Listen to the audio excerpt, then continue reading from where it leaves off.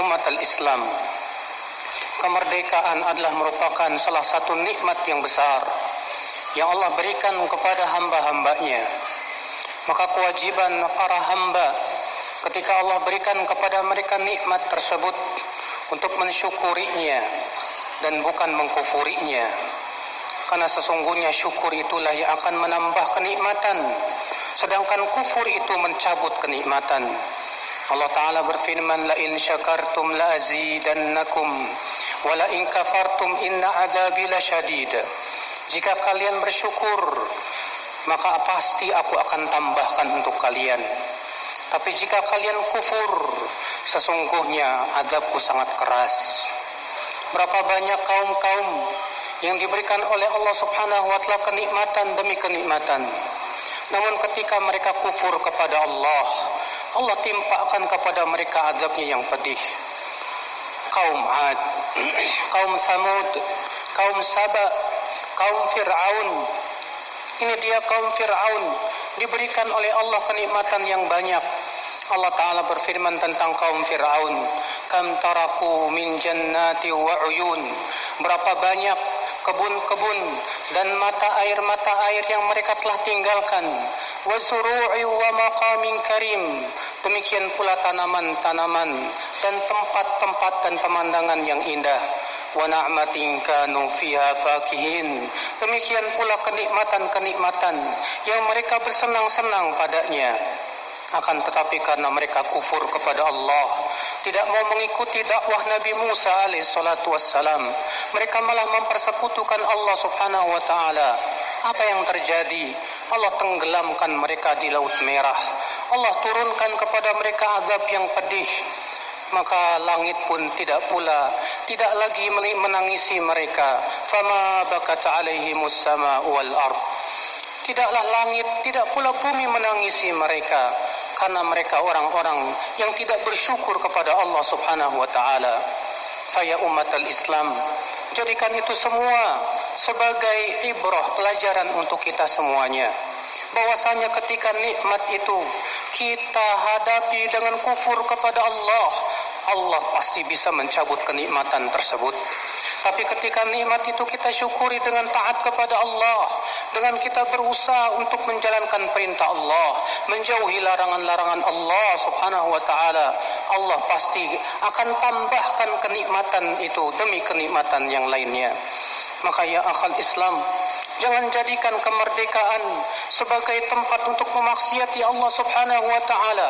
Berapa banyak para pemuda yang mengadakan hiburan-hiburan, musik-musik, berjoget-joget dengan penyanyinya seorang wanita, padahal disebutkan dalam riwayat Ibnu Majah, Rasulullah sallallahu alaihi wasallam bersabda, sayakunu khasfun wa maskhun wa qadhfun, akan ada bumi yang ditenggelamkan oleh Allah, yang dilempari dengan batu-batu dan dirubah dengan binatang.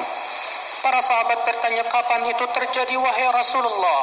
Kata Rasulullah, idza zaharatil qiyan wal ma'azif, apabila telah muncul biduanita dan alat-alat musik. Di saat telah muncul itu semuanya, maka pasti akan muncul yang telah Rasul kabarkan kepada kita seperti itu.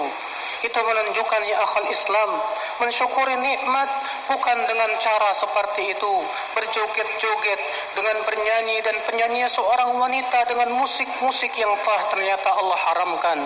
Rasulullah SAW bersabda, la yastahillanna aqwamun min ummati, sungguh benar-benar akan ada beberapa kaum dari umatku, yastahilluna al-hira wal harira wal khamra wal ma'azif, mereka akan menganggap halal zina, sutra, arak dan alat-alat musik.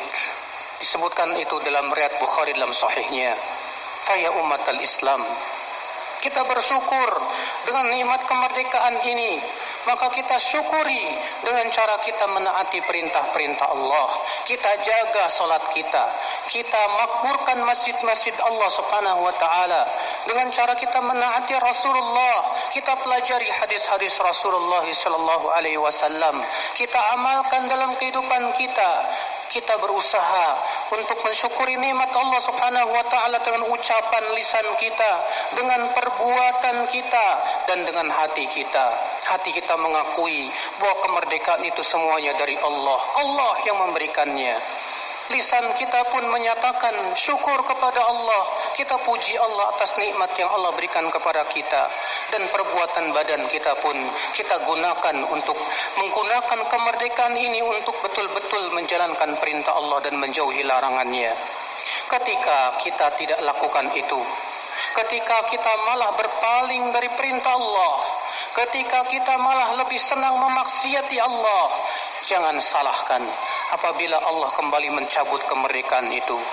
Pasti Allah akan mampu dan sangat mampu untuk menimpakan kepada hamba-hambanya azabnya yang pedih. Itu yang kita khawatirkan ya umat al-Islam. Oleh karena itulah saudara-saudaraku sekalian, sesungguhnya khatib mengingatkan dirinya dan ikhwah semuanya di sini. Demikian pula masyarakat di Indonesia seluruhnya.